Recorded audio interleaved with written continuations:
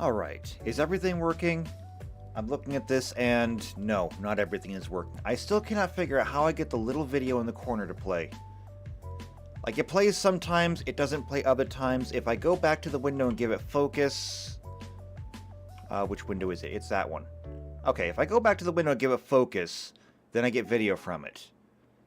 But if I tab away from it, then I get to keep video for like 10 seconds, and then the video goes away again. So I don't know how to make that work. I'll figure it out someday. But today is not that day. Alright, so we're just going to ignore that. We'll run with it as it is. And we're going to get started here. So we'll go ahead and slide that out of the way. And see, there it just went black again. I have no idea. Anyway, hello! Shadowcat back, and today we are continuing work on the Final Fantasy module for Pathfinder, but today we're doing something a little bit different. Normally we'd be working on one of the particular jobs. Today, not working on jobs. We're working on monsters. Specifically, we're working on espers. But I mean, we'll get to that in a minute. And I see that JP is in the chat. Hello, JP. Good to see you there. I'm glad that somebody came by. I'm sure that Tux will come by later. He'll be late. He's always late. But we're going to have fun today. Because I'm not exactly sure how I am going to do this. But we're going to figure it out one way or another. So we're going to need to have our typical windows up. We need to have our browser. There we go. And we will need to have our spreadsheet. And there's that. And as we can see, there's our summoner. That's right, I want to keep the spreadsheet close to the top. So there is our summoner and all the things that we got to do for this one. And this is going to be, like I said, a little bit different.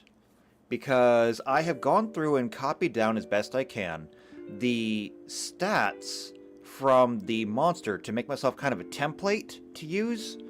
And we're going to try and use that template to create the summons here. Because unlike in Final Fantasy Tactics, where they would just pop in, do their thing, and be gone, then we're gonna make actual creatures that will stay on the field.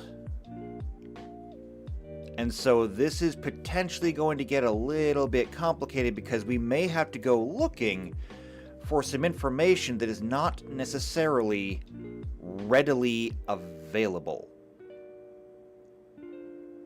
And when I say things that are not necessarily readily available, let's take a look at the template that we have to work with first.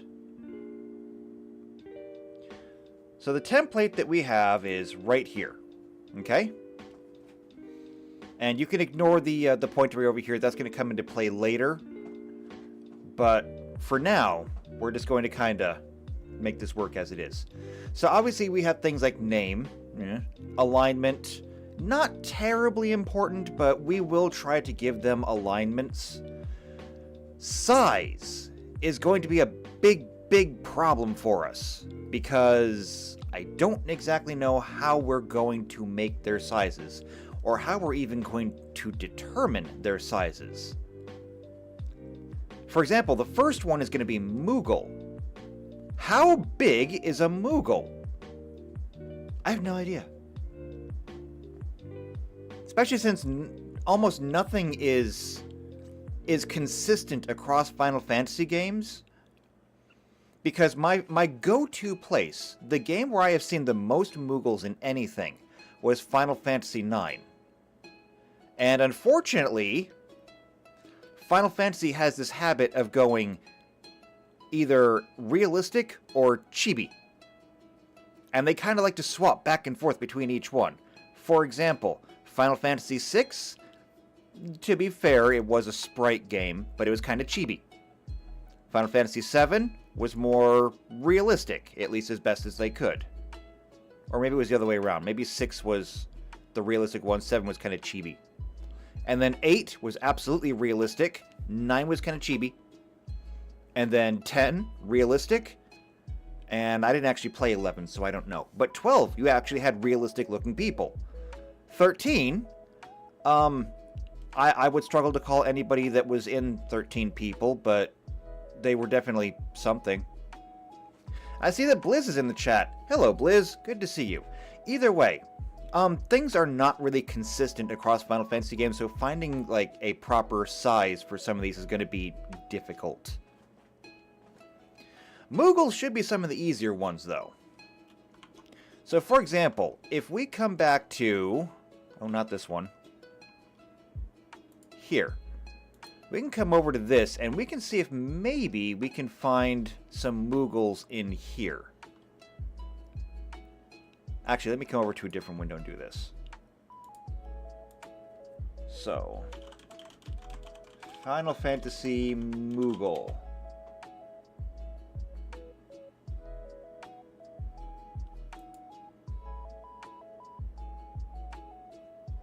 So we're going to slap this over here and take a look. Alright, so here we go. No, get this thing out of here. I don't care. Mysterious beings tend to flock around humans, closer to man than beast. They communicate with their network Mognet and distinctive cry of Kupo. And fluffy appearance endear them to all.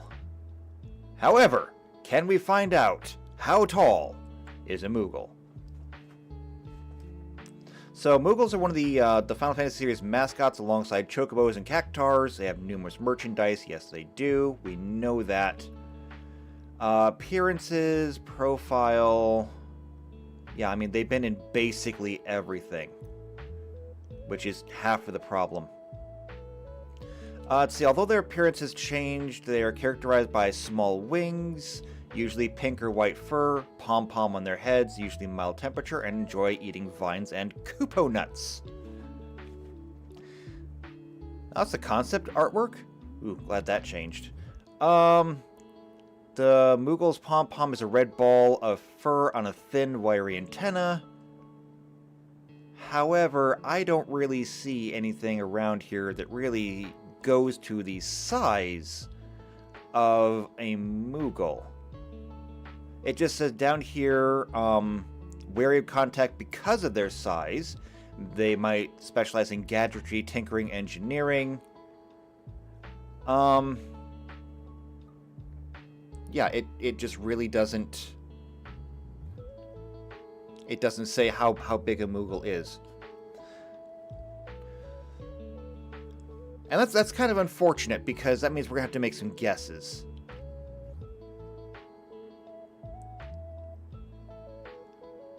I mean, can I get any kind of comparison shots here? She's...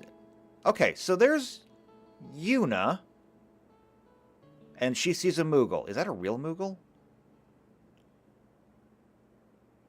That actually looks like one of Lulu's dolls. I don't know if that's actually a real Moogle or not, because I don't think they actually showed up in Final Fantasy X. Let's see. A Moogle that only Yuna can see appears in Chapter 5 in Luca. Right, so that's a hallucination. I don't think we can take that one. Let's see. Final Fantasy X, Final Fantasy IX. Again, there's lots of them in Final Fantasy IX, but judging their height is hard. Yeah, I don't think we're going to get anything. So... it's either I go and do other research. Like, what if I just search for this? How tall is a Moogle? That's Moogle with an M, not an N.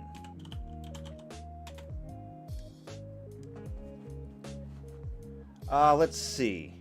It says here that Moogles can range from 180 to 120 centimeters. That is roughly 2'7" to 3'11".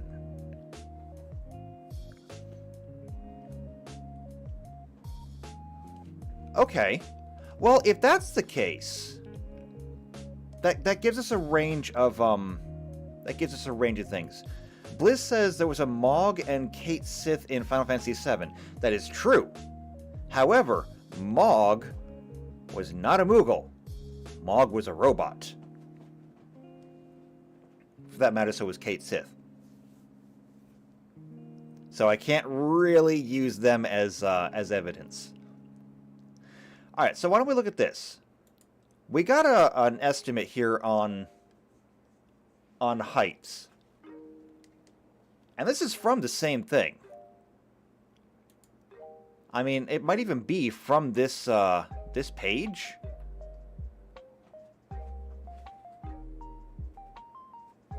What if we just do a search? Height. Aha! It is over here. Okay, so yeah, there it is. I guess I should have just done the search to begin with.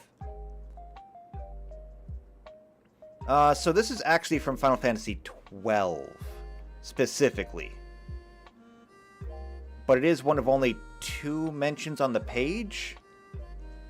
Oh, this is from Final Fantasy XIII.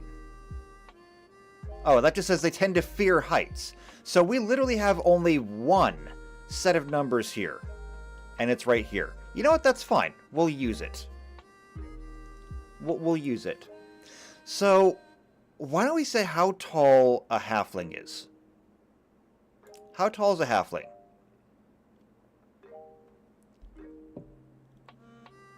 So, relations, yes. Here we go. Alright. So, the base height for a halfling is 2 foot 8 inches for males, 2 foot 6 for females. Straddling perfectly that 2 foot 7 on the low end. This is actually really great. And then, of course, the height modifier is plus 2d4 inches. So the maximum they say for the Kupos tends to be about 3 foot 11. 2 foot 8 plus 8 would be 3.4. Or 3 foot 2 down here. Yeah, that's right in line. Okay, so that being the case, Moogles are halfling size. Which means they are small. So, now that we've got that, we can actually start filling some stuff in. So we're going to come over here and we're going to go ahead and say that the name is Moogle. That's Moogle. Moogle. There we go. The alignment. Moogles are just going to be neutral good. Because they are. The size is going to be small. Type. They are going to be outsiders. Because we're summoning one in. And anything that is summoned in some way is an outsider.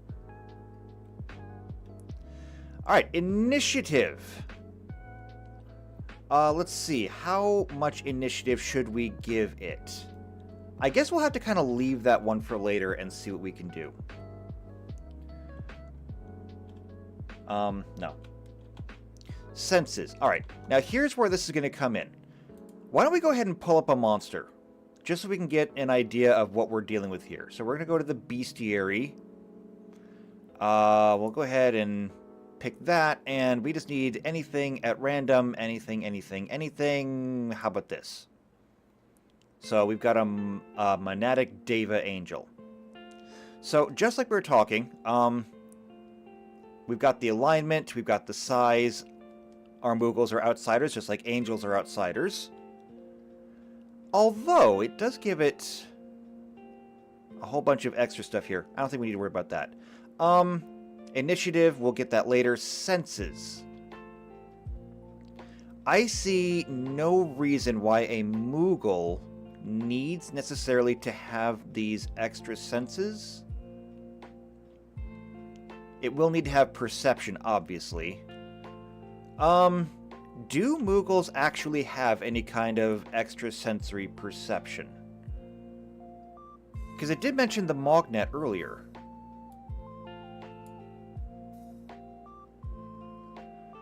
Let's see. Appearances, profile. Let's go back and read that again. Their appearances changed a lot. Many games have this. Their sizes vary. Oh, right here. From several feet tall to only a foot tall, but less in comparison to Moogles, universally diminutive. Yeah, got that. Common theme, yes. Let's see, Moogles are intelligent and industrious, which is good to know. We'll need that.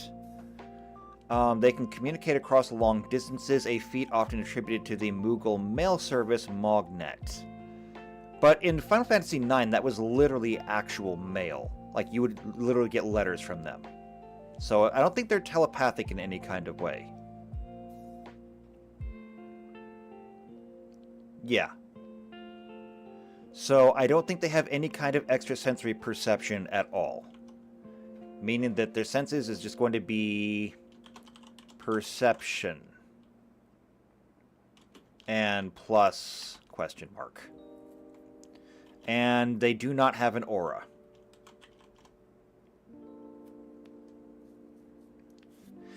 In fact, if we're going to do most of this stuff, perhaps it'd be better if we actually do go back to our standard point array over here. So, when thinking about stats, there's a lot of ways that we could do this. We could roll the stats. But that means that if we're going to have them being... If we roll poorly, we're going to have a bad summon. If we roll great, we're going to have a really good summon. It's too complicated to roll the dice every single time you're going to summon. So we're going to need to have a static set of numbers one way or another.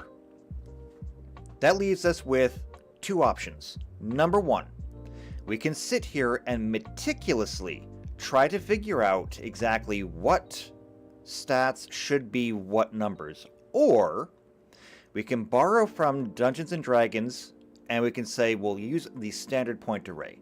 Now, the standard point array is generally regarded as being okay. Just okay. It doesn't have any really big numbers on it, but it also is not terrible. When you look at the bonuses you get from these numbers, you get a +3, +2, +2, +1, +0, and then a -1. And so that's kind of okay. It's not great, but it's okay. And so we're going to use a standard point array on all of these, and we're going to go ahead and apply them to the stats down here. And actually, I'm going to go ahead and drag this down. There? Yes, perfect. So now I can bring this up here. There we go. So we need these numbers to go over here. So, for example, strength. The strength of a Moogle is probably not going to be great. Doesn't have to be great, because their strength is going to lie in their abilities. So maybe we'll go ahead and put the 8 here.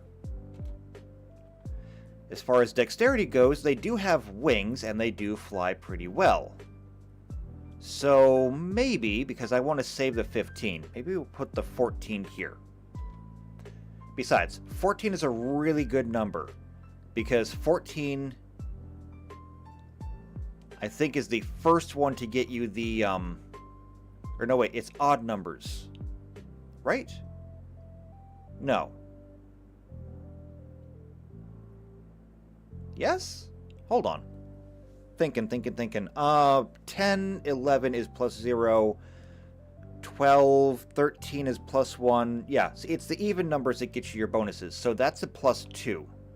Oh, wait, that means there is no +3. It's just 2, 2, 1, 1, 0, -1. Okay, so that's fine. So we're going to go ahead and we're going to give the dexterity that. Constitution. Probably going to be another lower one for the Moogle. We're going to give it the 10. Intelligence. It does say that they're really big into gadgeteering and invention. Intelligence will get the 15. That means that wisdom will probably get the 13. Maybe. No, I'll give Wisdom the 12, and Charisma will get the 13 because they're adorable. All right. And so those are going to be our numbers. That is going to be a -1. That's a +2. All right, I forgot. I got to format all of this. Format cells. I always forget to do this. Text. So that's a +2. It's a +0. It's a +2. That's a +1. That's a +1. And there we go. In fact, we can center these two.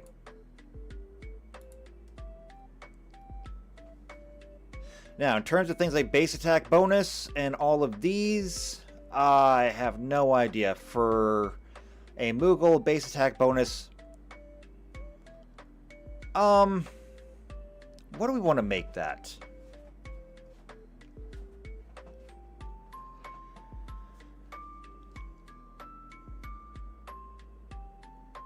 I think I'm going to go ahead and make it equal to the Summoner's highest. So, what is the Summoner's highest base attack bonus? They get a +2 there. And if they were to go straight there, that means that they would have a... Oh, basically just like a +2. If we check our references... To get to a Summoner, you need to have a level of Chemist. So that gives you a +0. Then you have to have a level of Black Mage. Still a +0. This is not good. Then you need to have a level of Time Mage, which is also a +0. And then you get to be a Summoner. Okay, so it looks like the highest a full Summoner is going to get is like a +2. That's okay. We'll work with that. So it's going to be a +2, but then the strength is a -1. So it's actually just going to be a +1. All right. So combat maneuver bonus and combat maneuver defense.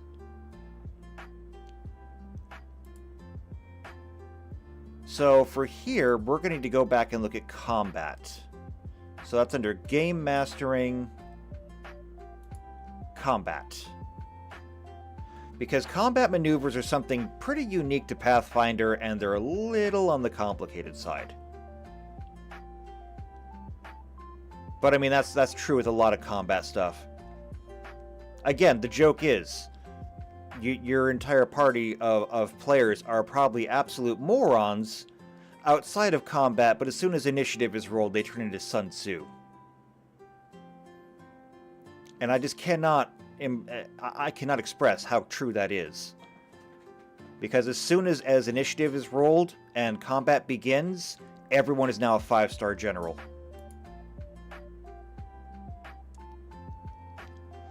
Alright, combat maneuvers. So the bonus, it is your base attack bonus plus your strength modifier plus your special size modifier. Which in this case is going to be another -1. Oh, that's not good.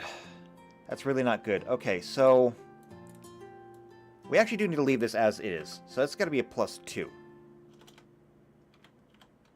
And then we'll apply the strength later. So that means that this is just going to be a 0. Combat maneuver defense. However, so this is 10 plus your base attack bonus, 12, plus strength modifier, 11, plus dexterity modifier. That's going to be 13. Plus size modifier, 12. So it's going to be a +12.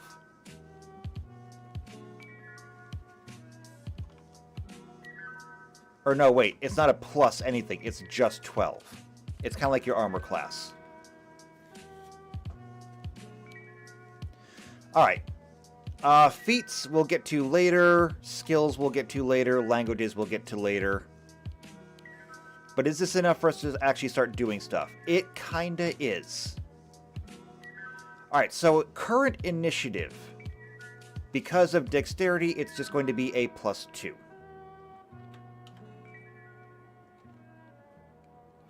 We'll get into that further later on. Perception. That is a wisdom thing. And so it is going to be a perception +1. Currently. We haven't done skills yet. And so this is all subject to change. AC, touch, and flat. So armor class is your total armor class.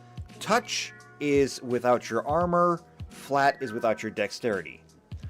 Since the Moogle doesn't really have armor and probably doesn't have any kind of natural armor, we're just going to say that the AC is going to be 12.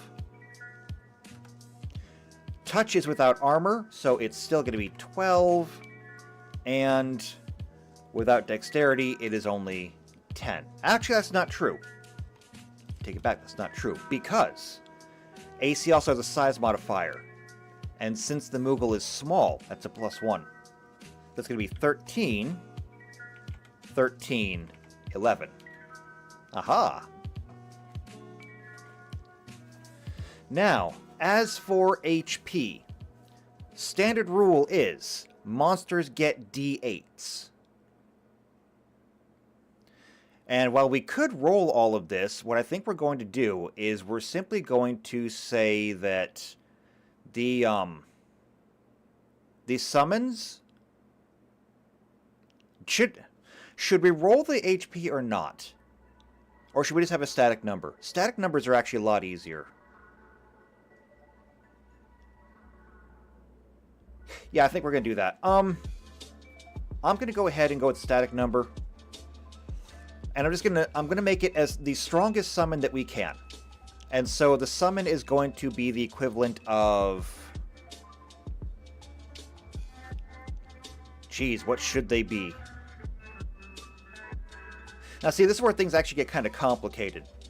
Because if we make the summons equal to a highest level summoner, that means that we could give this thing a total of 40 hit points before adding in Constitution.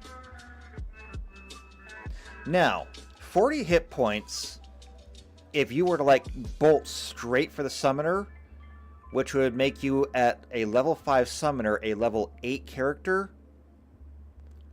A level 8 character who is just like a straight summoner would have like 8 d6s. 6 times 8 is 48.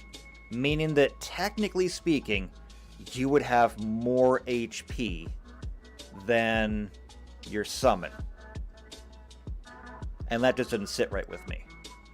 If we go ahead and assume like a level 20 for our summon, then that would give it maybe... Well, let's see, level 20, that's 20 d8s. If we gave it a full d8 for each one, that would be 160 HP. Which would be really, really hard for anyone to fight early on. But maybe that's appropriate. Maybe that's appropriate. Actually, I think that's exactly what I'm going to do. I think that I'm going to go ahead and I'm going to give them 20 levels of hit die. So that'll be 20 d8s. And in the case of our Moogle here, that is just going to come out to being... that's just going to come out to being 160, I think. Yeah, 160.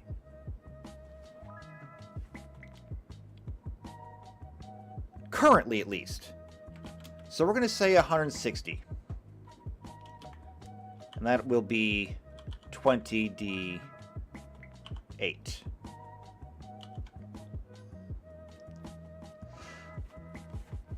That will, of course, be subject to change. JP says summoning should be a random draw on what D100 monster or creature appears. Number one, that's awful. I love it, but that's awful, because that's not what summoners do. Believe it or not, though, there are actual spells that do that. Particularly when you get into things like wild magic. I love wild magic. It's fantastic. Alright, Fortitude is Constitution-based. JP says, I rolled a 37. Chocobo. Look at him laughing. Look at this guy laughing. He's laughing. You know why he's laughing? I'm going to tell you why he's laughing. He's laughing because he never actually played Final Fantasy Tactics. Because he never met a red chocobo. Or a black chocobo. Otherwise, he wouldn't be laughing.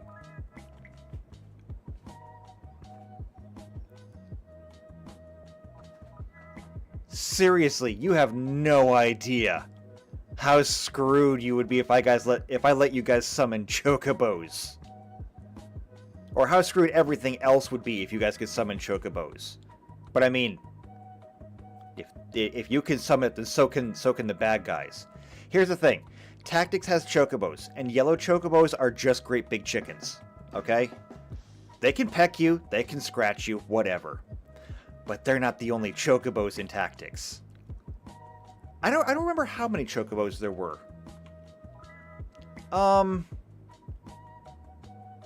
Bit of a tangent here, but I need a reminder. How many chocobos were there in Tactics? Because I know there was red. I know there was black. I don't remember if they had blue or green. Tactics. Here we go.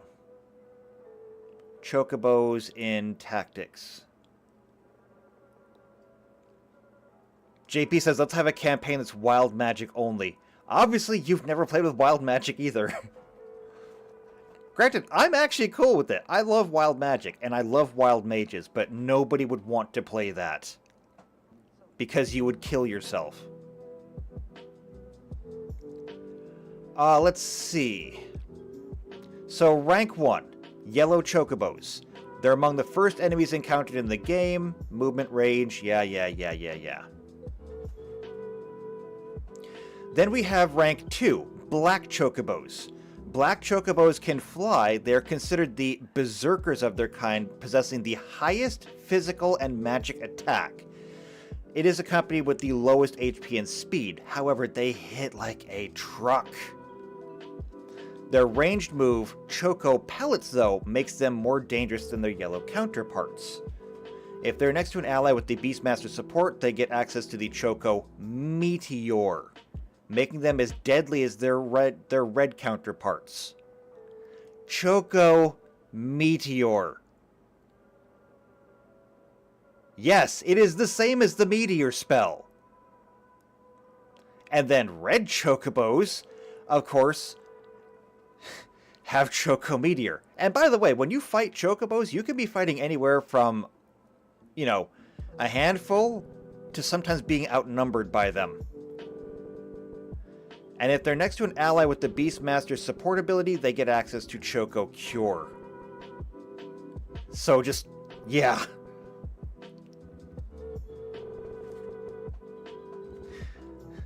JP says it'd be the most suspenseful game ever. You're not wrong about that, because here's how wild magic works. With wild mages, when they go to cast a spell, they can basically try to cast a spell of basically any level they want. The problem comes in that the odds of them actually casting the spell is now a percentage. Now, they get massive bonuses for casting any spell that is lower than their level. They take massive penalties for anything that is higher than their level. and then they have a certain degree of failure at their own level. And then picture just like a percentage where you've got a green area in the, well, yellow area in the middle, green on one end, red on the other end. So ideally, you want to cast in the green. However, if you land in the yellow, you're okay. But if you land in the red, well, then you get what's called a Wild Magic Surge. And when you get a Wild Magic Surge, things can happen. It's not really relevant to this one, though. I can go through that if we have time later on, but I want to get this done first. I just had to go through and show you what summoning chocobos would be like. Because Choco Meteor, I cannot tell you how many times I got just absolutely annihilated by Choco Meteor.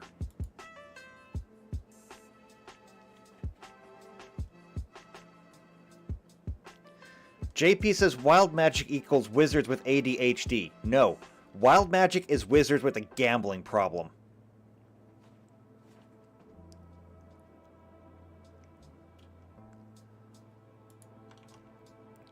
Alright, so, Fortitude, Reflex, and Will. So, Fortitude is based on Constitution, which means that is a +0. Reflex, that is going to be a +2. And Will is going to be a +1 for now. Damage reduction, they don't get one. Immunities. I don't believe they're going to have any immunities.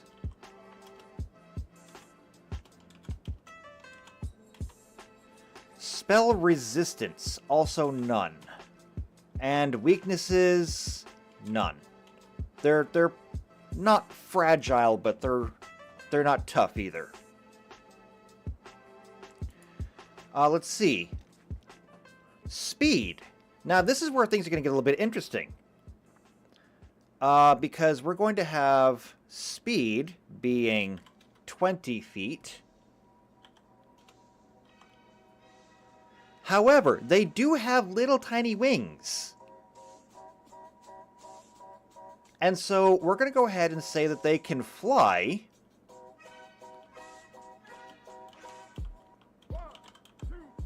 They can fly 10 feet.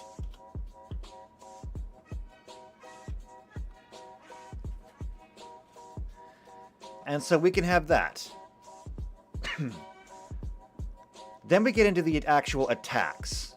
So Moogles don't really have any melee attacks. They don't really have any ranged attacks. And I may have to expand these.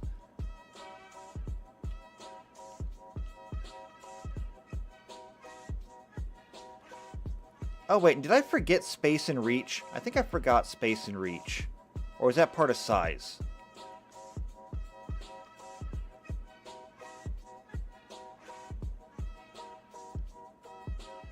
Let's see. Speed, melee.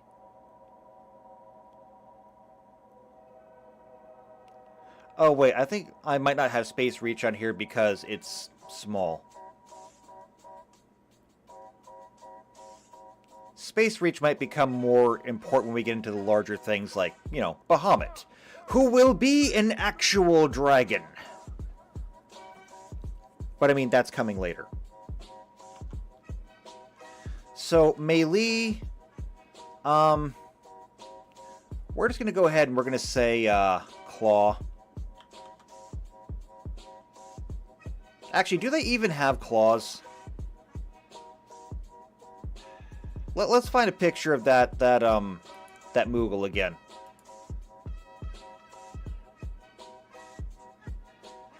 So we were looking at the Final Fantasy XII one when we got the size.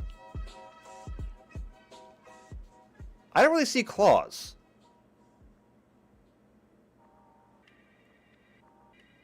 In fact, I see fingers, but no, I don't see claws. So I don't think they have claws. I don't think they really have, you know, damaging teeth either. I don't think they're really any I don't think they're really any more dangerous than your average halfling. Which, mind you, is still kind of dangerous.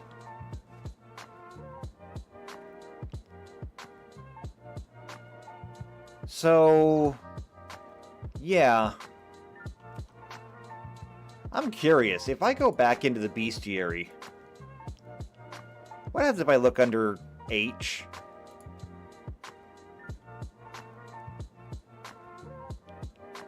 Let's see, half ogre.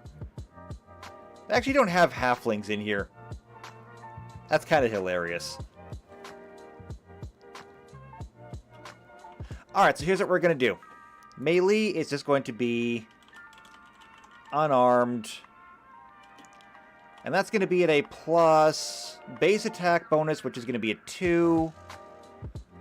However, plus strength, that's going to be a -1. So that's going to be +1. And I want to make sure I get the format right here. So it's name, then the modifier, damage in parentheses.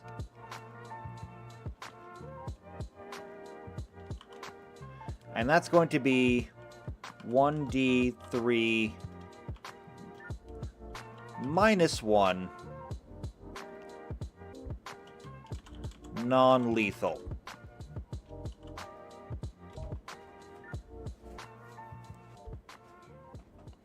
And range attacks, they don't really have any range attacks. Oh, no, wait, there's my space. So that's going to be 5 foot. Reach is going to be 5 foot. Now, here's where we get into different things. Special attacks. I don't believe that they're going to have any special attacks, so probably just NA. Spells, however, is where things could get really interesting. Because we may want to start adding some stuff here. I'm going to move all of this down so we can focus on this. Now, since the Moogle is our healer, its big attack is the healing thing. Oh, and that's actually, no, special attack. We actually do have a special attack. That is Moogle Charm.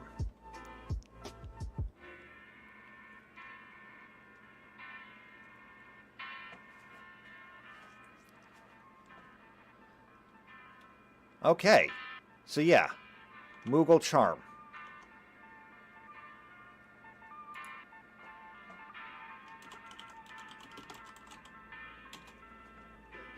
As for spells, though,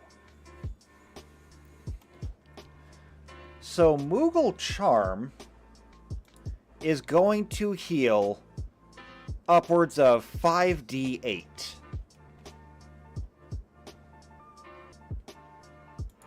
Why don't we take a look at our White Mage? Where's our White Mage? There's our White Mage. So the Moogle Charm is going to heal 5d8. And what do we have here? So 5d8 is a cap of 40. Which means that we could maybe give our Moogle Cura. Because, if I remember right, when we did this, not only do we have Moogle Charm, which heals 4d8, however, it can also target one person per summoner level.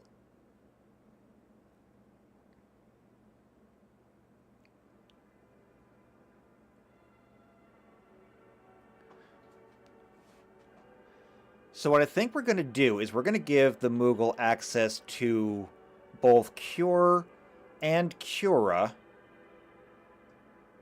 to cast at will.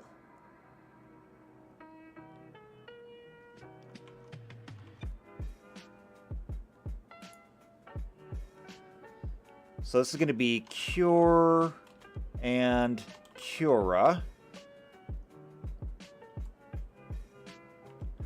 And we're not going to worry about MP. Because, I mean, it's not going to be here for that long. And we're going to go ahead and max this out, just like we would have on the White Mage. So it's going to be 5d4 and 4d10.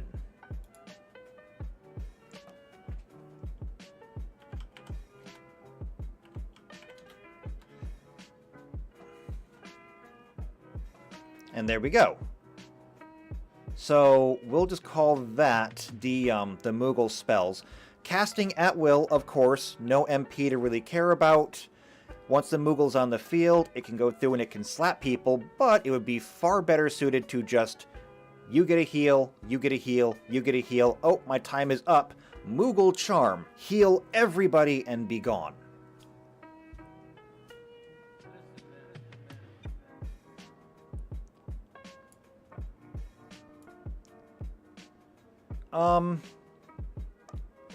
Actually, I think I'm going to leave some space here because we're going to need to do this again later. So, spells, we've got Cure, Cura, let's see, that's going to be 1, 2, 3, 4, 5. Okay, here's the thing. The longest a summon can be out is going to be 5 turns anyway. So, what I think we're going to do is this.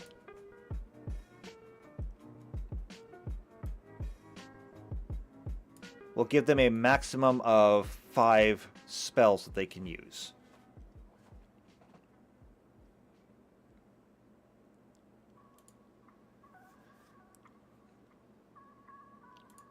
And one other thing that I think that we can give our Moogle is Isuna. I don't see any reason why we cannot give our Moogle Isuna. So we'll give Isuna as well. Again, it only targets one person. So you can just completely cure one person. Great, done.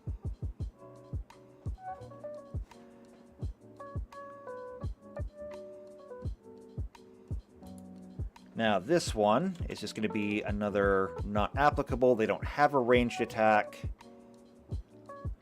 However, we do need to give some upgrades here. So if we're going to make this thing a level 20. What we're going to want to do is we're going to get some extra points down here. So the first things first, we have 5 points to spend. Because you get an additional point at 4, 8, 12, 16, and 20. So with 5 points to spend, the first thing that we're going to do is we're going to buff up our odd numbers. So this will become a 14, and plus 2. This will become a 16, and plus 3. That leaves us 3 points left. So we can buff one more of these. We may as well go for the dexterity. And we will make the dexterity a 17. Why not? It doesn't really matter. So that's a 17 now. That is a plus 3. Now, because of that,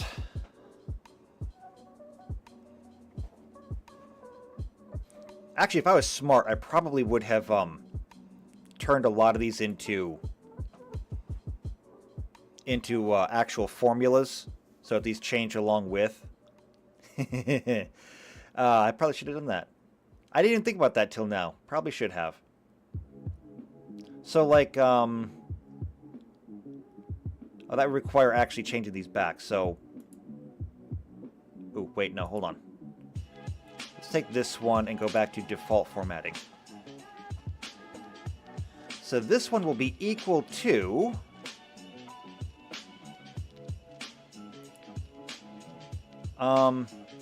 this one plus this one minus 1. So there we go. And for combat maneuver bonus, or combat maneuver defense, excuse me, this will equal 10 plus that plus that. What else are we missing here? Combat. So, combat maneuver defense is base attack bonus. Oh wait, hold on. Forgot about that. So it's plus this. And then strength plus dex.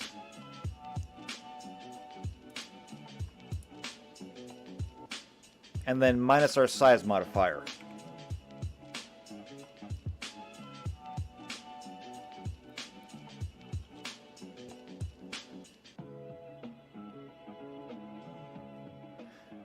Oh, and for that, why don't we just come up here and do this? Plus here. Now that should error out. No, it didn't error out. But I'll come up here and I'll go -1. And that changes that number there. Haha! Check this out. We're doing stuff. So like up here. AC. So our AC is just going to... Well, first off, let's format this. So default formatting. This will equal 10 plus dexterity plus size. And there we go. And then touch, of course.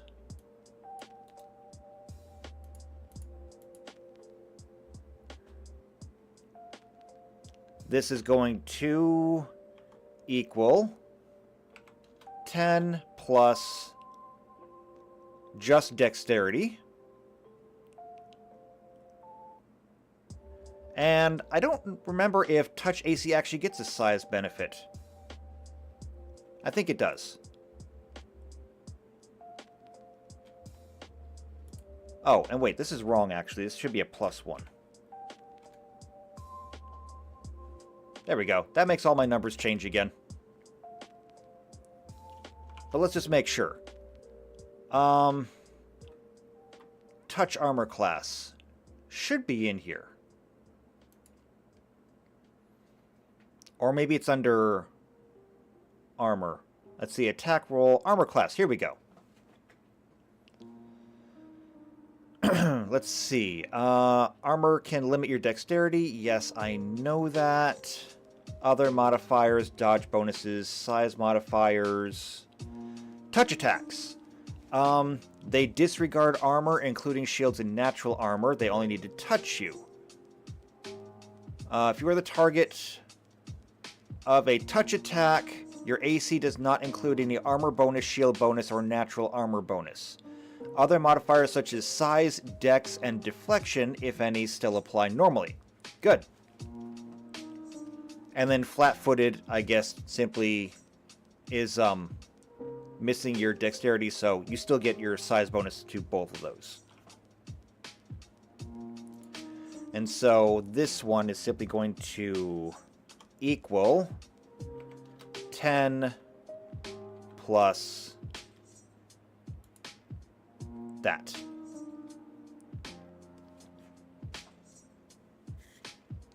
And there we go. We'll just center those to make them look nice. As a matter of fact, why don't we just center everything on the screen? There we go. We can make that a little bit bigger.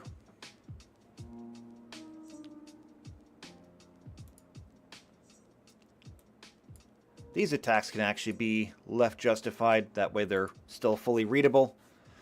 Okay. I would need a proper algorithm for this.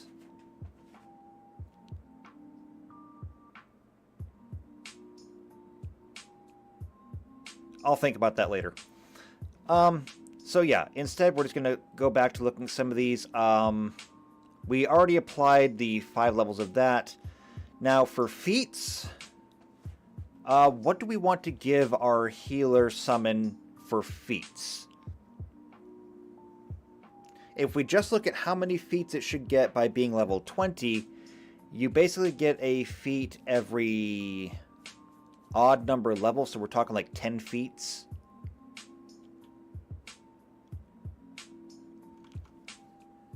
Actually, I know something we could look at here.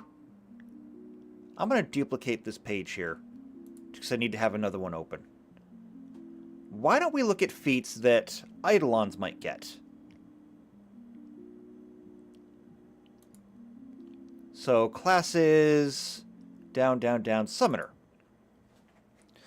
So the way the Summoner works in Pathfinder is you get to summon an Eidolon. I mentioned this briefly the last time we talked about it, but I never actually went into it. Because Eidolons are not just a can of worms, they are the entire tackle box. Plus the rod and reel. I mean, an Eidolon literally gets its own character sheet anyway, and I probably could have used the Eidolons to make these summons, but I didn't want to. I really didn't want to, because it gets more complicated than we're already doing. Yeah, see, this is everything that your Eidolons would get normally. And so they have all of this. Actually, you know what? Now that I think about it, we can use something from this. I take it back. We can actually use something from this. Because we can use some of these numbers, like the hit dice. Hit dice, the base attack bonus, we can use all of these. So, good saves, poor saves.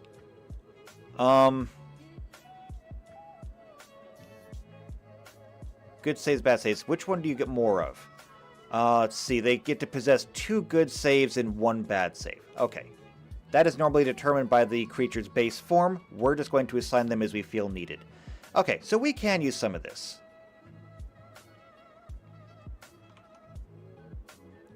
So in that case, base attack bonus, we're going to go ahead and make this a 15. And there we go. That changed all of our numbers there. In terms of the actual saves, we get 2 9s and a 5. Fortitude is going to be the worst of them, so it's just going to be 5 9 9. We don't actually need that little tick there.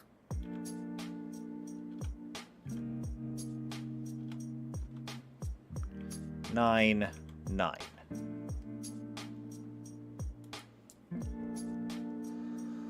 And so in this column, we will go ahead and just add our modifiers.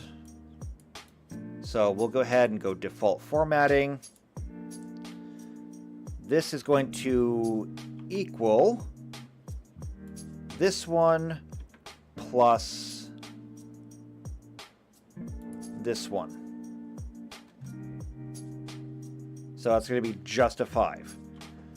Reflex, of course, will equal this plus dexterity. And will save will equal that one plus wisdom. All right. And so that gives us the proper saves then. So it looks better for our little Moogle. And yes, there's a lot that we're still figuring out here. I only came into this with a template. Apparently a half-finished template.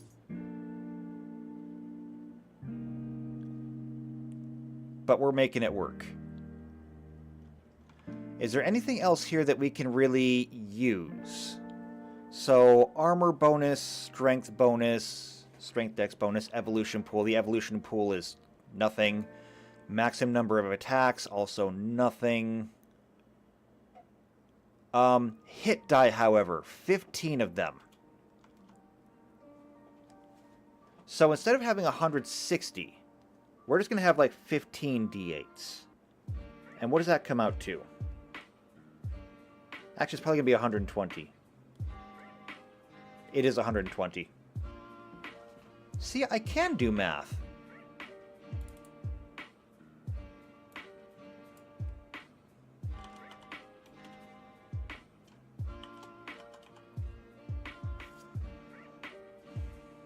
So there we go, 120. Not insurmountable by higher level characters, but, you know, still, if you were only level 4 when you saw this thing come out, you'd be like, oh my god, run from the Moogle! Run from the Moogle!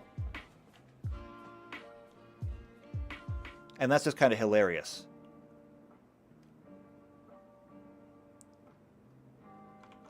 Alright, as for skills...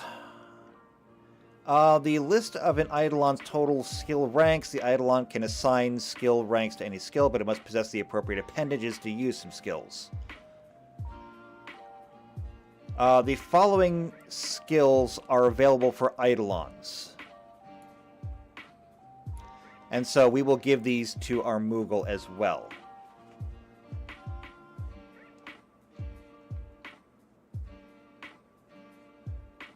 And, of course, they should also get fly. Yeah.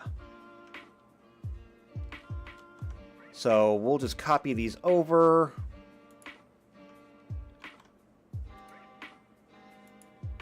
Default formatting there.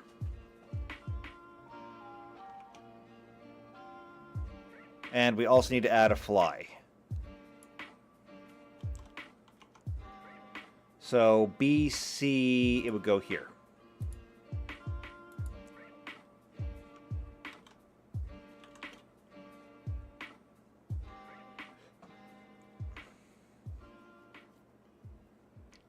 And then languages, of course, Common and Moogle. Now, as for feats, what feats can an Eidolon get? Actually, what they get, they don't really get feats so much as they get their evolution pool. Yeah.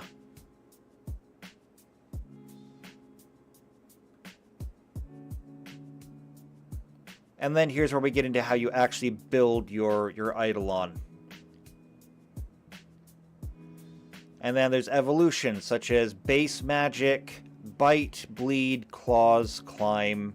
You know, we probably could use some of these. We're not actually going to be modifying our Moogle to give it hooves. But if we have the ability to use some of these, like base magic, then maybe. And I mean, it does have some very basic magic.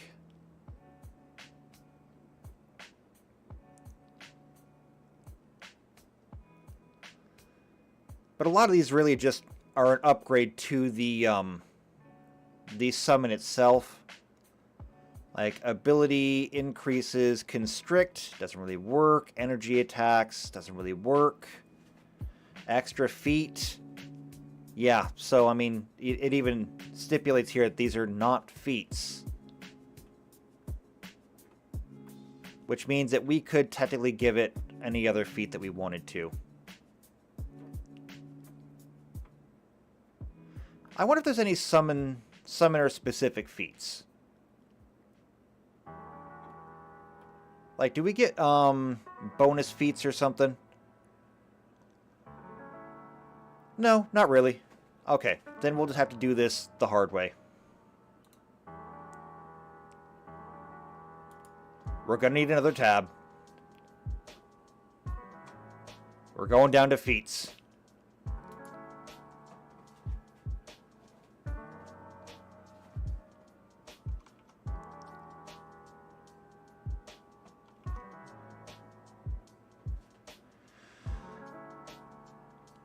Alright, so we're probably going to be staying mostly inside the general feats, given how our Moogle is really not very combat-y.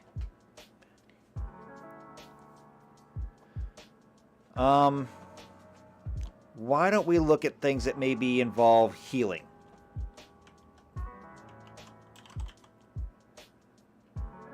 Agonizing obedience? Probably not. Bestow hope requires channel positive energy, so no, not really.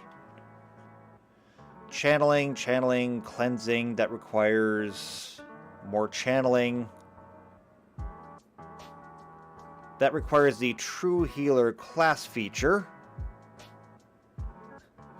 JP says General Feats.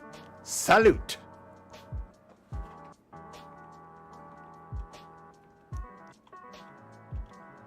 I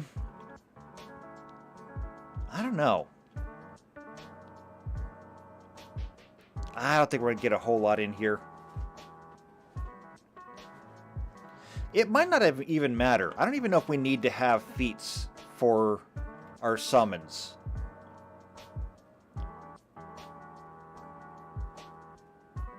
Because this could be just a giant pain that I really don't want to deal with. Oh, I forgot initiative.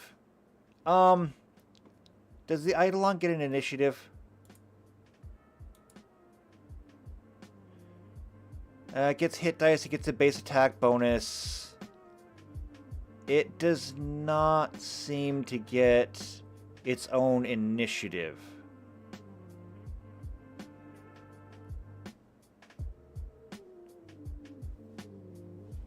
So its initiative must be just equal to its dexterity. Unless it gets a feat like improved initiative.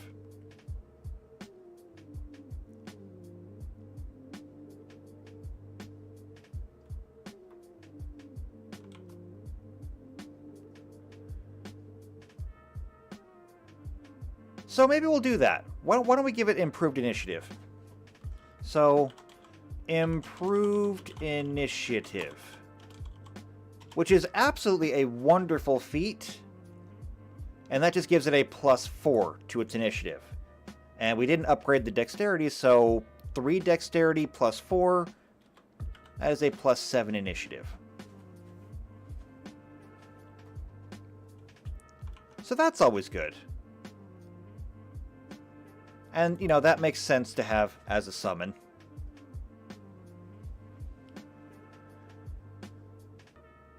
Let's see. Fiendish Resilience, no. Let's see, Fire God. I wonder how many of these things just don't have any prerequisites at all. Can I search for this in particular?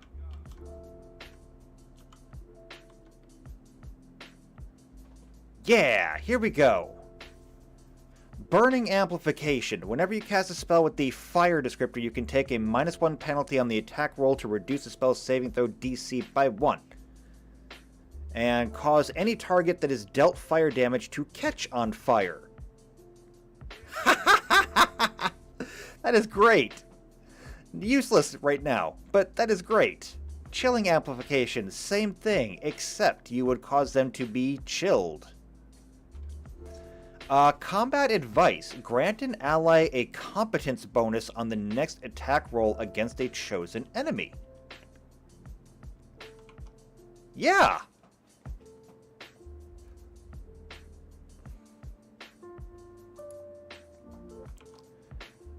Combat Advice.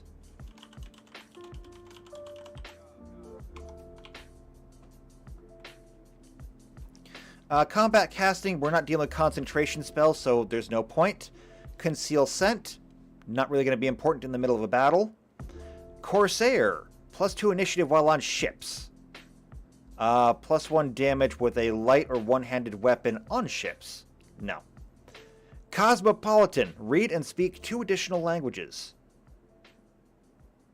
I mean, that could be useful for a Moogle, but I don't think we're going to need it.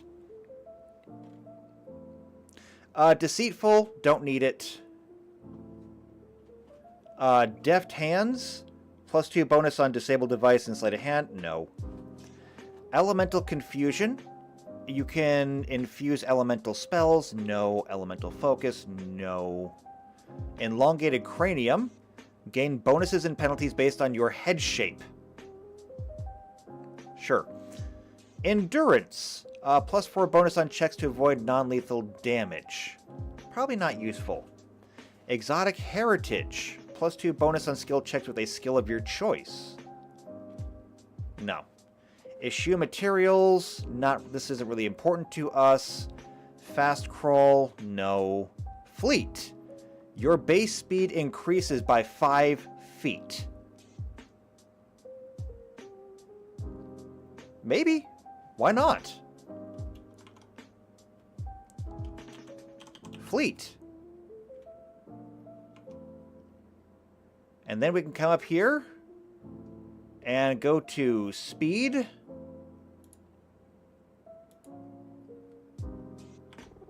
Make that 25. Fast Moogle. What else we got? Great Fortitude. +2 on Fortitude saves.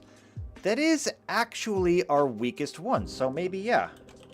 Great Fortitude. So that'll give us a... Where is it? There it is. A +2 here. So there we go. A little bit better. Gunsmithing. Make, repair, and restore firearms. Sure. Harrowed. Saves versus enchantment. Draw hero cards for bonuses. No. Hero's Fortune. No. Hindrance Dismissal. You can dismiss any pit spell such as Create Pit, Hungry Pit, Spike Pit, blah blah blah. No. Iron Will. +2 bonus on will saves. Yeah, why not?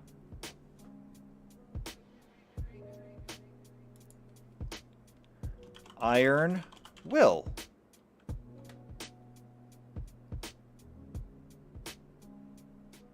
And so this will go up to an 11, which means that the total bonus is going to be a 12. And I know that I said that they would get like 10 at level 20, but I think I'm going to stop at 5 because I don't want to overload on feats and I don't want to be here all day going through them. So 5 feats: improved initiative, combat advice, fleet, great fortitude, iron will. These are all really good.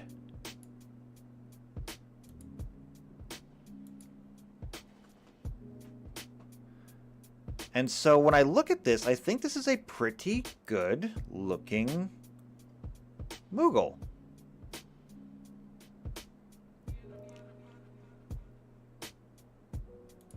All right, and here's what I'm going to do.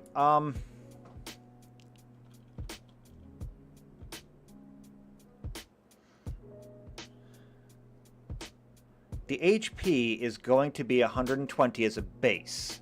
However, how much HP they actually have is going to be an algorithm. Well, not an algorithm, but a formula. So HP is actually going to equal this. Plus. And we're going to need parentheses here. Constitution. Times 15. Which, in this case, actually doesn't change anything. And that also did not work. Do I have to encase the entire thing in parentheses?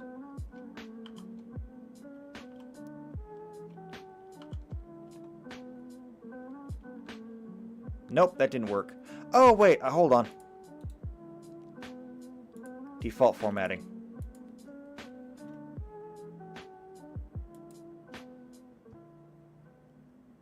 Okay, stop that.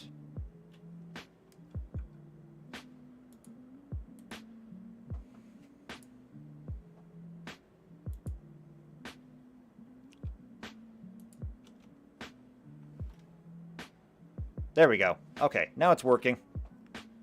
It doesn't actually change, but regardless, there it is. Alright, so this is not the cleanest thing that I've done, but I do think that it's going to work out pretty well. The other thing that's really missing right now is I need to get the data in here for Moogle Charm. I can simply come over here to this one and copy this.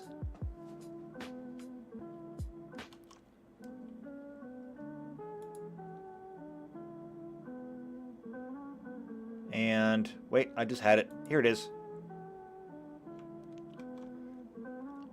And I can put that there. And I can write in the flavor text down here to explain exactly what it's going to do. However, I think this is pretty good. So we can summon in a small Moogle. It's got a decent initiative. Oh, I never fixed its perception.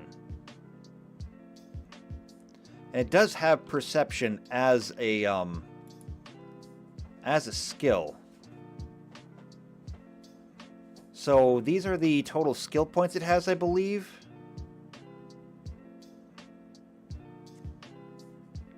Yeah, total skill ranks. And you can assign them however you want.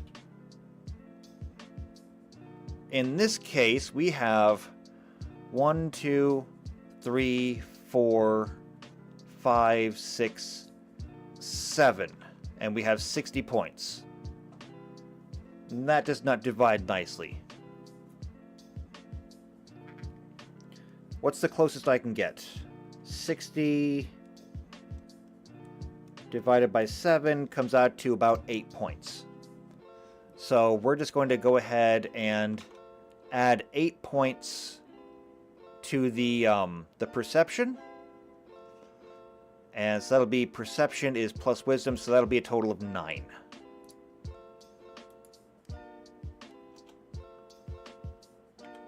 So there's the perception. Is there anything else that I got to do here? Anything else? No? Then I think we're good. Alright, so now I gotta have a place to store it. I didn't think that far ahead. I need another page. Insert sheet. After the current. Esper storage. And we're just gonna go ahead and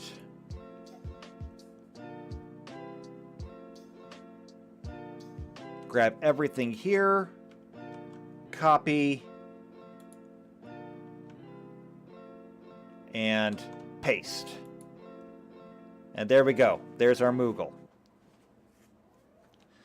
Now, the real question is, do we actually want to try and get another one in today? Do we actually have one to get in today?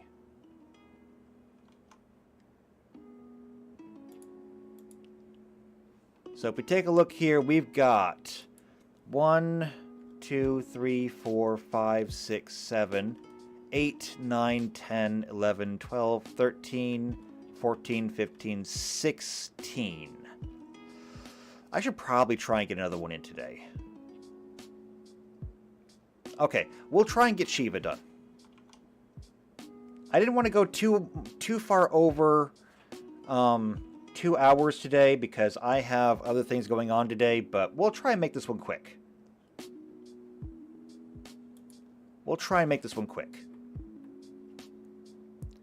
So basically everything in this column can go away. And not everything in this column. So this one can go. These cannot go yet. Let's see, the special attack. This stuff can go. And this stuff can go. As well as these. JP says yes, try. That is the operative word. This should go a lot faster, though. Alright, so, Shiva. Alignment is going to be neutral. Like, absolute. No, I take it back. Shiva is going to be lawful neutral. Size. Now, this is one that's going to be a little bit tricky, too. Can we actually get a size on Shiva?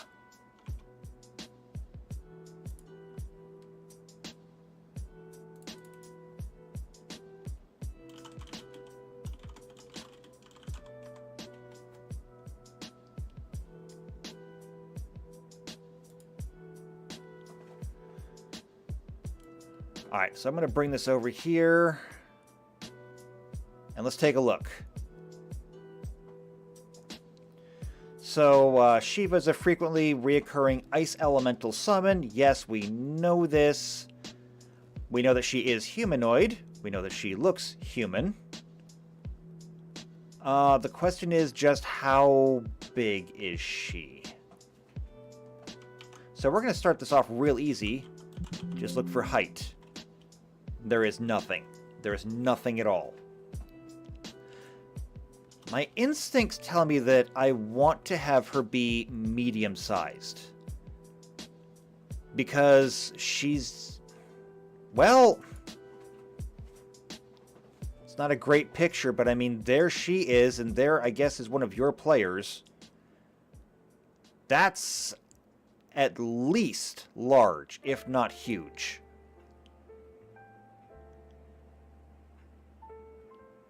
Final Fantasy VIII, you don't actually get to see her next to anybody. However, in 10, do you get to see her? You should get to see her standing next to Yuna.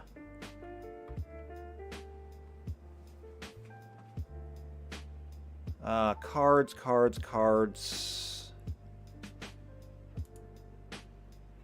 Well, there's a GIF. Okay, so we see her standing next to Yuna. Yuna's in the background a little bit, which makes her look a little bit smaller, but she's only a few feet away. I would say, how tall is Yuna?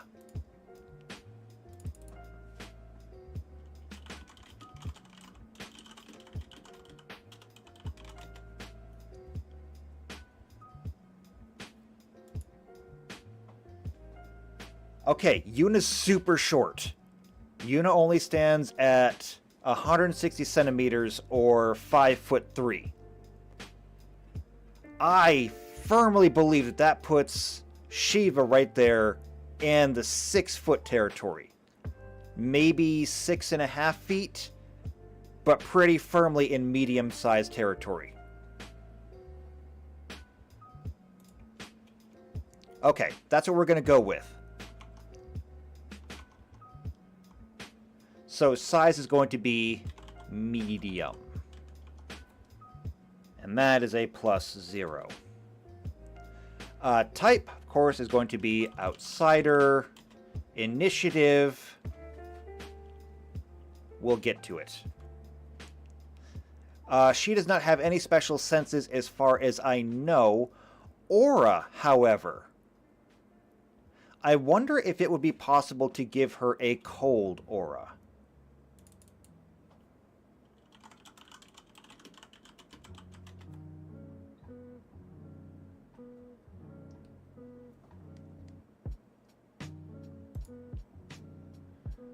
Okay.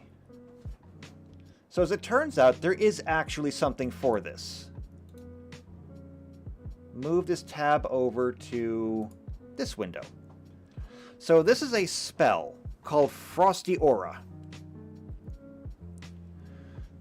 So the range is personal. This spell allows you to channel cold into your very being. If you don't already have the cold subtype, this spell grants you the cold subtype. If you already have the cold subtype, you instead channel the frost from your being outward, creating a 10-foot radius aura of cold centered on you. Creatures who enter or end their turns in your aura must succeed a fortitude saving throw or take 1d8 points of cold damage.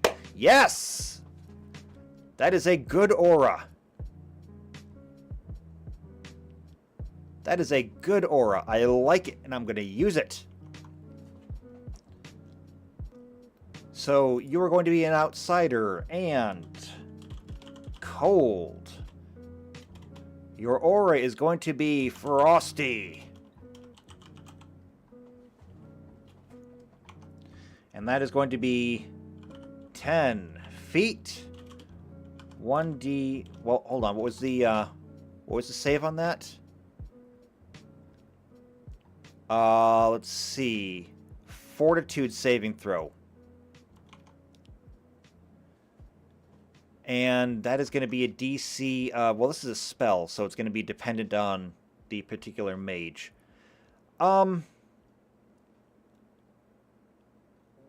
We will go ahead and take care of that later. So we got that. Let's go with our standard point array. We need to have our 15 somewhere in our casting area. So let's go ahead and let's start with our 8. Where do we want to stick our 8? I mean, this is Shiva, and so she's obviously got a high charisma because she is very beautiful. She is very nimble, very dexterous, so we don't want to dump there.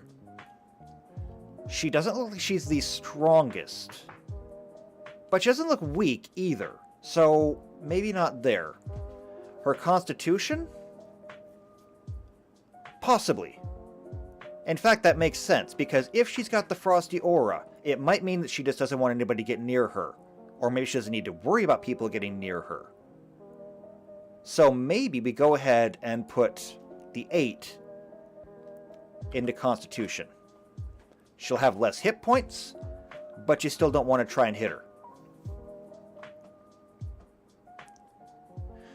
So that means 10. I think we can go ahead and put the 10 into Strength.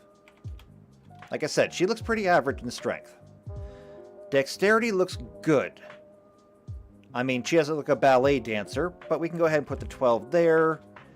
That leaves us our highest ones. The thing about Shiva is that everyone always jokes that every single iteration of Final Fantasy, she's always wearing less and less clothing. I think we'll go ahead and we'll put the 15 into Charisma, and we'll use that as our modifier for our spell DC.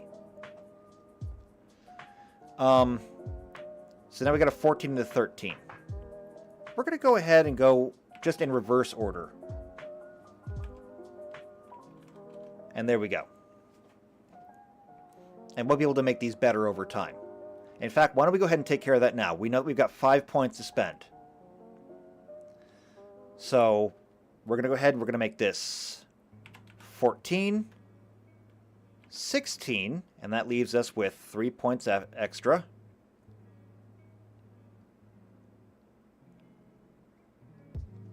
You know, I wonder, what if we were to apply these directly to our standard point array? What if we were to just delete this? And if we add the points here? So what if we were to say, make this a 16, since we always do anyway, make this a 14. We have 3 points left. What if we went 10 and 11? So this one doesn't actually change, but we no longer have any penalties. So now when we do this, we can go 10, and we can go 11, and then maybe go 16, 14, 14. Well, no, how about this? We'll go 14 up here and 13 here. And so that makes this a +0, +2, +0, +1. That's a +2, +3.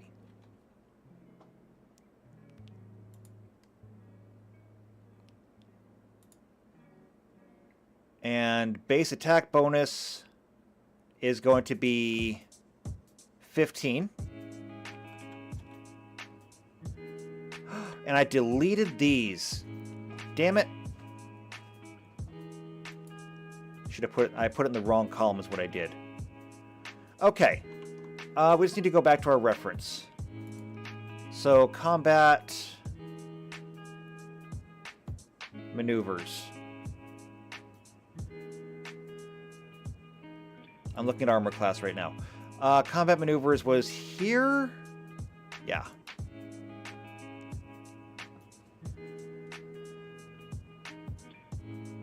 So combat maneuver, oh, and I can scroll this up a little bit.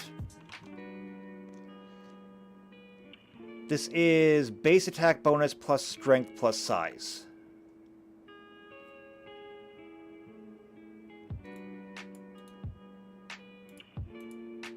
So this equals this plus this plus this. And so that is only a 15. Combat maneuver defense, on the other hand, is 10 plus base attack bonus plus strength and dex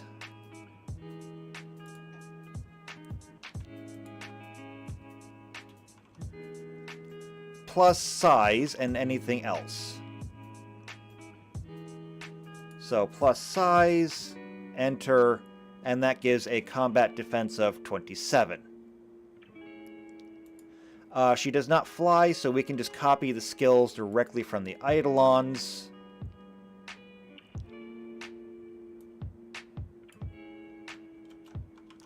Copy. Paste. We'll default format that.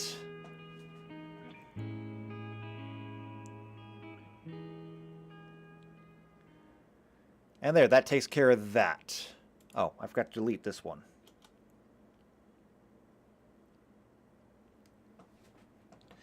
Now, up here, armor class.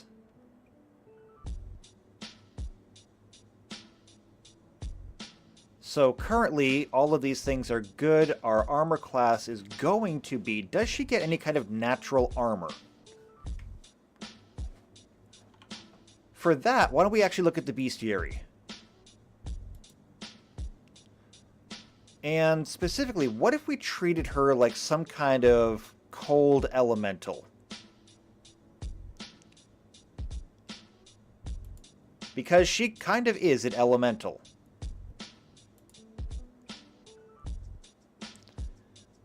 So, elementals. We've got air, earth, fire, water.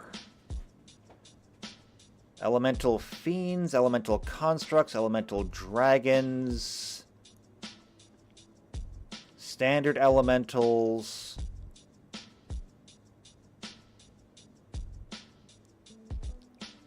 What about not standard elementals? Here we go, ice elemental.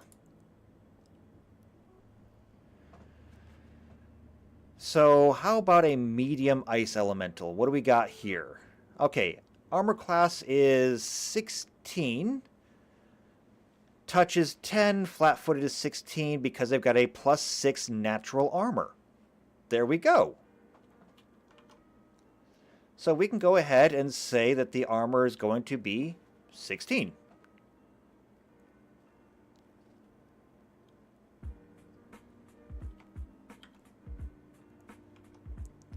That also means that, technically speaking,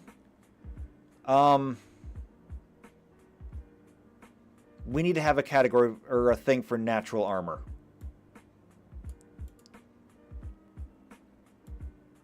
Yeah. We gotta have a thing for natural armor. Alright, gonna go ahead and undo that for a minute. No, wait, leave that there. Leave it there. Need to move this down.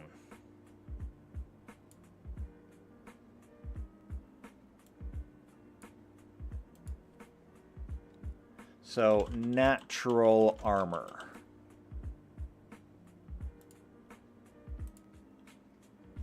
We'll center this. We're going to go ahead and merge these all together again, so it looks normal. So natural armor is just going to be a +6.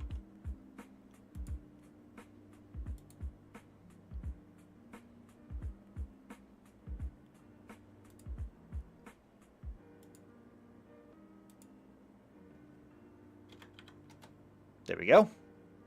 And so this one over here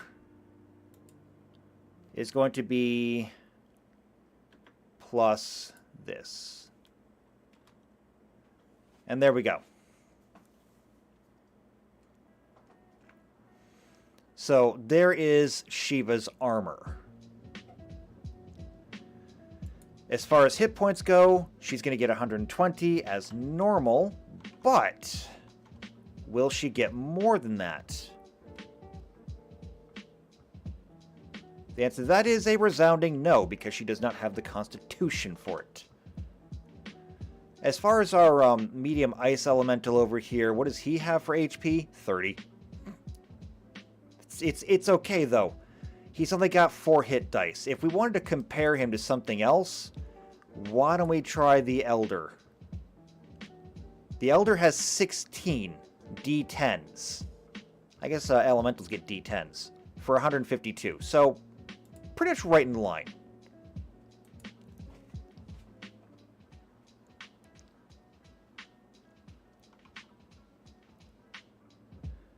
So what else do we have?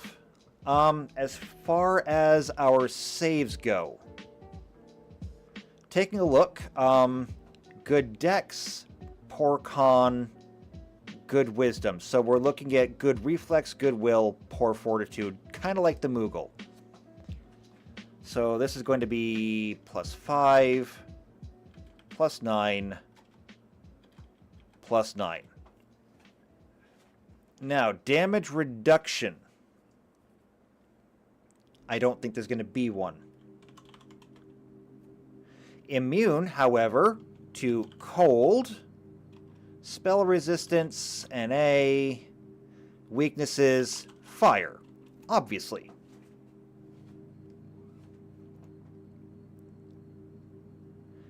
As for speed, this is going to be very simple. It's going to be 30 feet. Melee attack.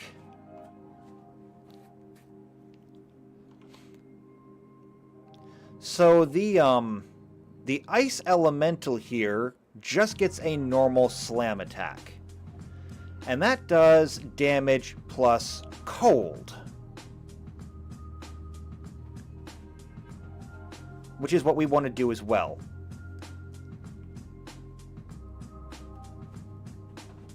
So we're going to go with a slam attack, and the bonus on this one is going to be the base attack. So 15 plus strength, which is nothing. So we're talking a slam of plus 15. And this is going to be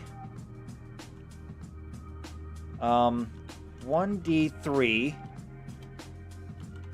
bludgeoning damage, not non-lethal. It's going to be normal unarmed attack damage, but it will be lethal damage. Plus, and now we need to give it a cold damage value.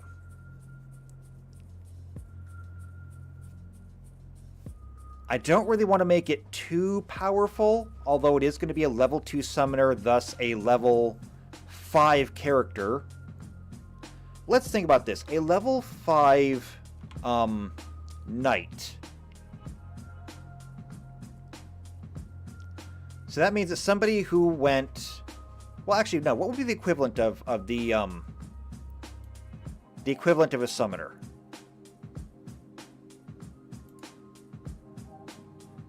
So we take a look at this sheet, or this page here.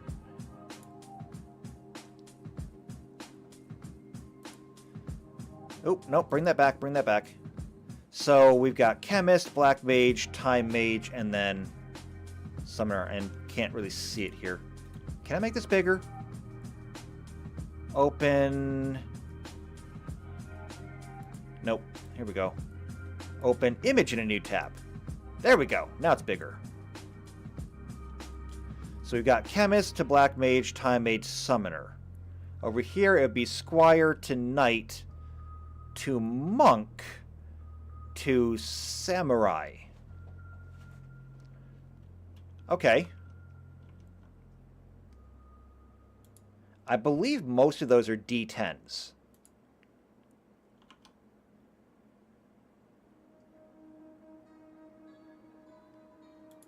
Let's take a look anyway. So a Squire is a D8, so we're talking a potential of 8 hit points. The Knight is a D10, so 18. A Monk is a D10, so 28. A Samurai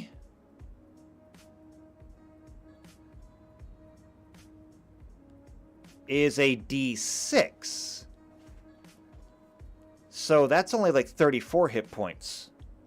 And then another would make it up to 40.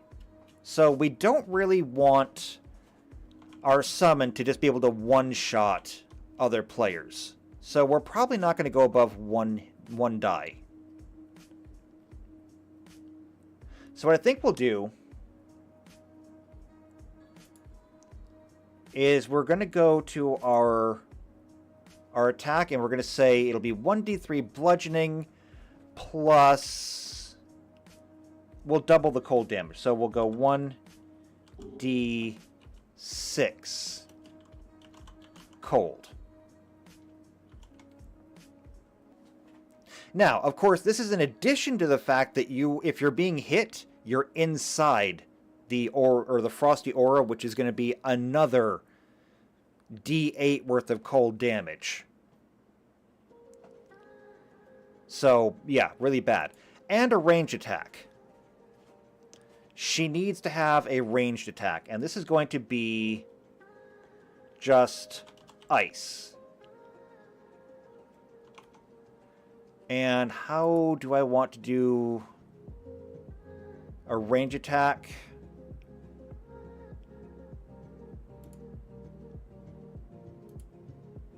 I forget how to format the range attacks.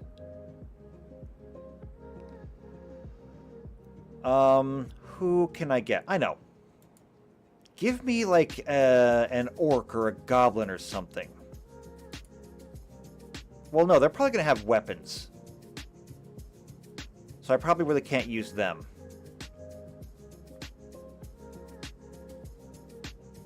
I need something that, like, maybe spits or has a reach attack or something like that. I don't know. Okay, you know what? I'm not going to bother with it. Here's what we're going to do. I'm going to go ahead and make it a 30-foot. So this is going to be ice plus, and since it's a range attack, it's going to be base attack plus dexterity, so that's going to be plus 17.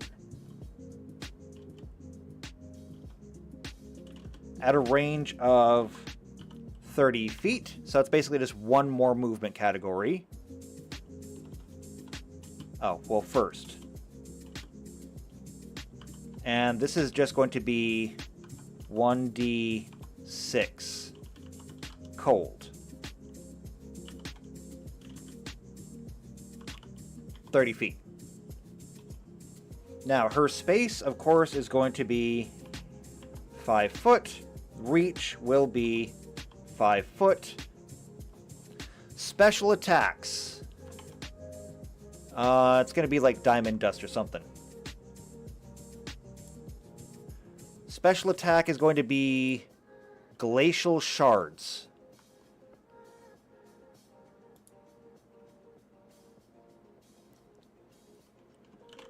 Glacial Shards.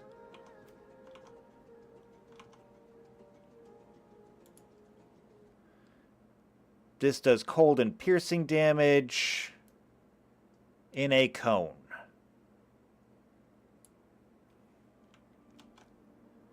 So I'm just going to copy this, send it over here. As far as spells go, she will, of course, be able to cast Blizzard and Blizzara.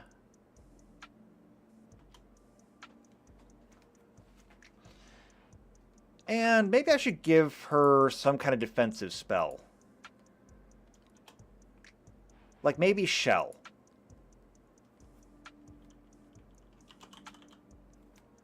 I mean, she is an elemental type, so being able to guard against other elemental types, which is to say magic, probably good. And the Blizzard is going to be pretty much identical to the Black Mage. So we'll just go up and pull his numbers. So Blizzard is 5d4 and then 4d10.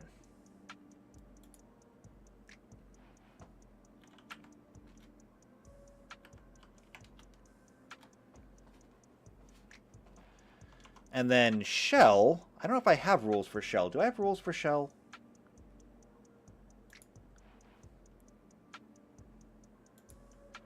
Let's see, Shell is just a damage reduction of X. And that's versus magic. So Shell will be DR 5 for 5 turns. Well, no, hold on. Not for 5 turns. DR5 ends with summon. So whenever she goes away, so does the Shell. I think that makes it pretty well balanced. As a matter of fact, since it ends with her, why don't I buff it up a little bit more? We'll make it a DR10.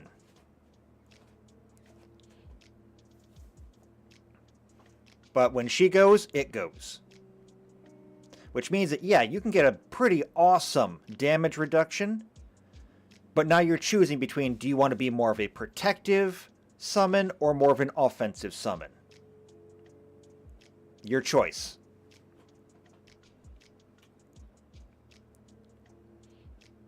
What else do we need? What else do we need? What else do we need? We got the AC, we've got hit points, we've got saves.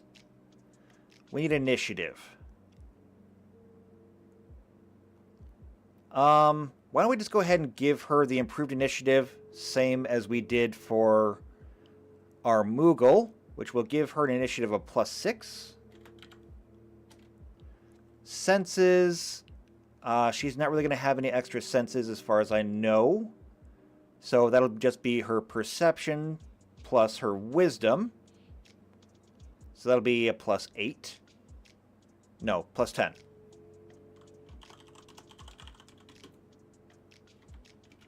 So perception +10. This frosty aura. Okay. Okay. Where's that magic? Frosty aura. So, saving throw, none, harmless, see text.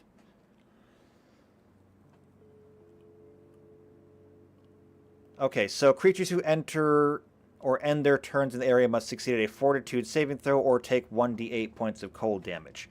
Right, so we need to look at magic. Choosing spells, spell failure, special effects, saving throws. 3 different kinds of saving throws, right. Saving throw difficulty class. Okay, so DC. This is not helpful. How do I figure the DC for this again? It's been so long since I actually really had to bother doing it. Maybe if I just check the actual wizard class. Spell DC. Where is it?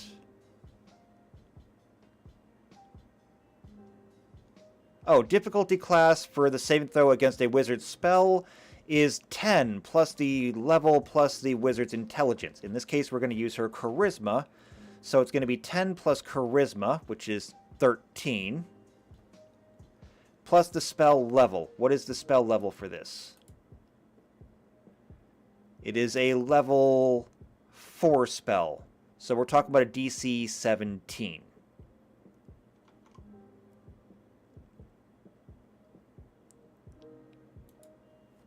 So, Fort DC 17.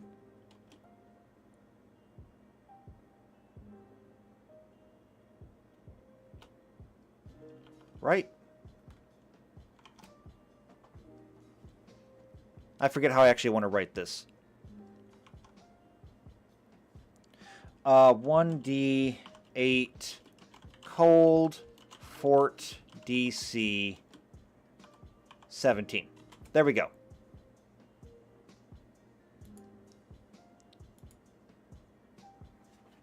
So she got a frosty aura. And I think that looks good. Is there anything else that we're missing here? I mean, languages, I suppose. Feats. Improved initiative. We could go check the feats. See if there's anything cold related.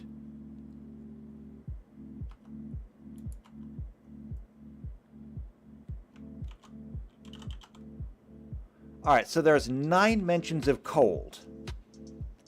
So, Arctic adaptation favored terrain cold as a class feature. I mean, she's not going to be out long enough for it to matter. Chilling amplification. Whenever you cast a spell with the cold descriptor, you can take a -1 penalty on attack rolls made with the spell to reduce the spell save their DC and cause the target to be dealt cold damage, to have their movement speed reduced by 5 feet and become unable to take 5-foot steps. I like it. Chilling amplification.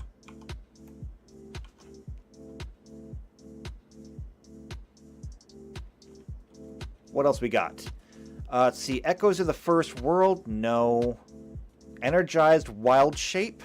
Also no. Fiendish Resilience? No. Kinetic Counter? Requires you to have a cold simple blast. No, she doesn't need that. She can already throw ice.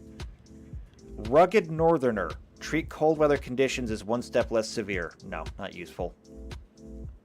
Alright, so that's about all that she's going to get for that. And I don't really know what else I want to give her. So I think we'll just leave it at that. I mean, that's really kind of good as it is. I'm going to go ahead and color those in because we're not using them.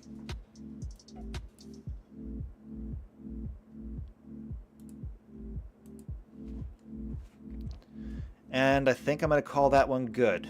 We've got all of our stats in. We've got our spells. We've got our special attack. We've got our space reach. We've got a range attack, a melee attack. We've got speed, weaknesses, strengths. I think we've got a good-looking Shiva.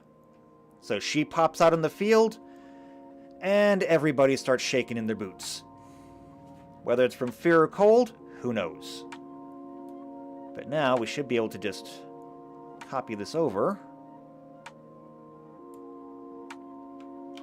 So copy. Come over to our Esper storage. Iron Will, so we got to come up here. And just paste. And there we go. Now, I do think that it could be a little bit cleaner. I can go through and clean things up later. But eventually, we'll just have an entire sheet here as a reference. And if you're a summoner, you can just pick which summon you want, throw it on the field, and you have an entire sheet here to use, which should have every piece of information you need. And that gives us our first two. We've got our Healing Moogle and our Chilling Shiva. When we get back here next week, we'll be able to do more. Next week will be Rama and Ifrit. So that should be fun. Rama, of course, going to get some lightning attacks. Ifrit will get some fire attacks. If we've got a chilling aura, I'm sure that we can get a hot aura for Ifrit. I don't know if we can get a similar shocking aura for Rama, but I guess we'll find out when we come back to it. But that is going to have to be for next week, because I am out of time for today. However, I said I wanted to get this done before noon. I did it. It's so far less than a 2-hour stream. It's fun, though. I love creating new things. I don't get to make a whole lot of unique monsters, usually in my games, just because I don't usually have time to do so, and it's sometimes really hard to balance them. Don't take risks if you don't have to. You don't want to accidentally create something that is too strong, because I have done that before. I made an entire dungeon of like half-dragon things, and even though I actually did meticulously balance everything, my entire party just said, half-dragon? Yeah, we're out of here. Screw your entire encounter. So, I don't make a whole lot of creatures. So this is fun. This is new. I'm enjoying it. So yeah, we're going to leave off here. We'll pick up with Rama and Ifrit next week. And I guess I really don't have anything more to say about that. So, if you want to be here for that, if you want to see more of these summons as they come to life, all you got to do is subscribe to the channel, hit the bell icon, that way you get notified. If those notifications don't work for you, join the Discord, because I put up reminders every week in the Discord when, a half an hour-ish before I go live. If you know somebody else who's also into either Final Fantasy or Pathfinder and you think that they might enjoy this, share the video with them. Especially if they're like looking to make their own homebrew stuff. I got you back. But otherwise, for me, just leave a like on the video, leave a comment down below. Everything there helps. It helps push this out a little bit more, helps get it a little bit more attention. And attention is kind of what I'm going for here. Yes, I'm the person jumping up and down screaming, "Look at me!" Yes, that's me right now. So, leave a like, leave a comment down below. I will see you next week then for more Final Fantasy. And until then, well, take care.